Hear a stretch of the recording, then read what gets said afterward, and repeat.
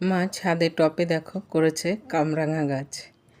ছোট্ট একটা কামরাঙা গাছে যে কি পরিমাণে কামরাঙা ধরেছে তোমরা ভাবতে পারবে না।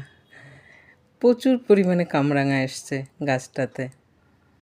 জানো তো আমার মায়ের হাতে না লক্ষ্মীর বাস আছে, কারণ আমার মা যে জিনিসটাই তৈরি করে না তাতে ফসল হবেই। একটা হোক দুটো হোক ফসল হবেই। ফসল না হয় সে গাছ কখনোই বিফল যায় না আমার মায়ের হাত দিয়ে। আর গাছের পাতাগুলো দেখো একদম তরতাজা, সবুজে ভরা। দেখে কেউ বলবে না যে এটা টপের গাছ। এতটাই সুন্দর গাছটাও, আর ফলও ধরেছে প্রচুর পরিমাণে। তোমরা তো এখন কম বেশি আমার মাকে সবাই চেনো। আমার মায়ের কিন্তু এখন অনেক এজ হয়েছে, ৭৬ বছর বয়স এখন আমার মায়ের। এই বয়সেও আমার মা যে এত ভালো গাছ তৈরি করে দেখে আমার ভীষণ ভালো লাগে।